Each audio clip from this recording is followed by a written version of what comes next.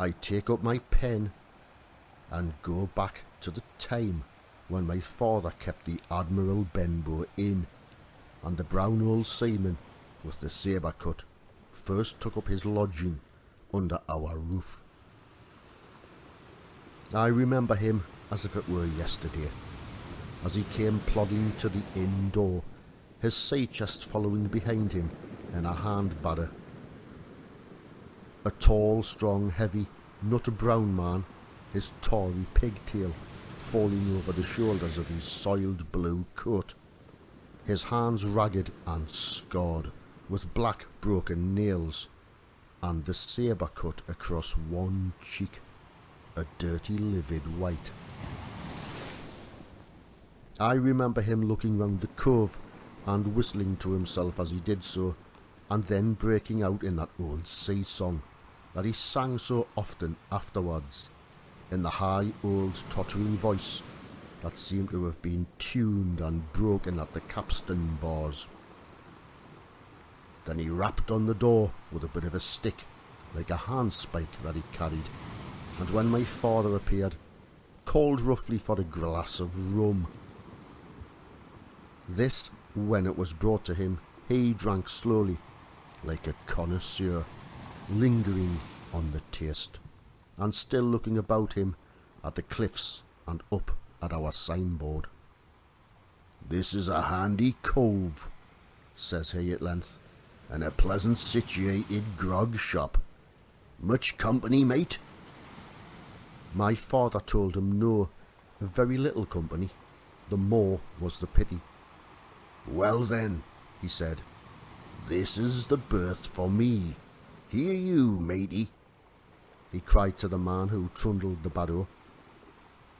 "Bring up alongside and help up my chest. I'll stay here a bit," he continued. "I'm a plain man. Rum, bacon and eggs is what I want, and that head up there for to watch ships off.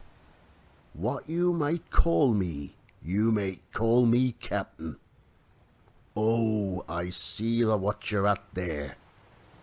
And he threw down 3 or 4 gold pieces on the threshold. "You can tell me when I've worked through that," says he, looking as fierce as a commander. And indeed, bad as his clothes were, and coarsely as he spoke, he had none of the appearance of a man who sailed before the mast, but seemed like a mate or skipper, accustomed to be obeyed or to strike. He was a very silent man by custom. All day he hung round the cove or upon the cliffs with a brass telescope.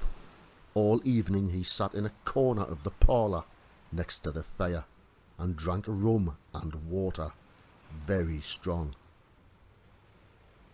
Mostly he would not speak when spoken to, only look up sudden and fierce, and blow through his nose like a foghorn.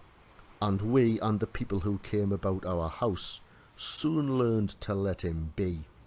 Every day when he came back from his stroll, he would ask if any seafaring men had gone by along the road.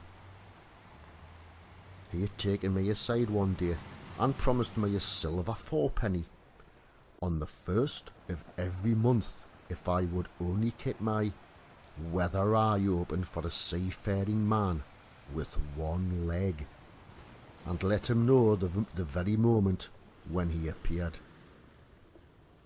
Often enough, when the 1st of the month came round, and I applied to him for my wage, he would only blow through his nose at me and stare me down.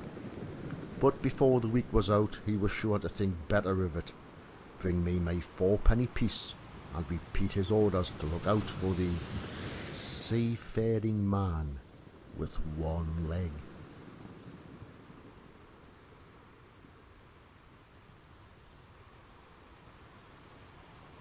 How that personage haunted my dreams, I need scarcely tell you.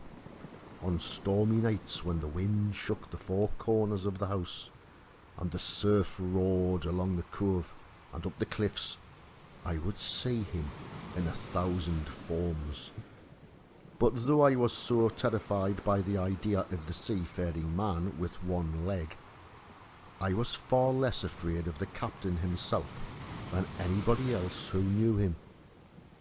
There were nights when he took a deal more rum and water than his head would carry, and then he would sometimes sit and sing his wicked old wild sea songs, minding nobody. But sometimes he would call for glasses round and force all of the trembling company to listen to his stories or bear a chorus to his singing. Often I have heard the house shaking with yo-ho-ho and a bottle of rum, all the neighbours joining in for dear life with the fear of death upon them, and each singing louder than the other to avoid remark. For in these fits he was the most overriding companion ever known,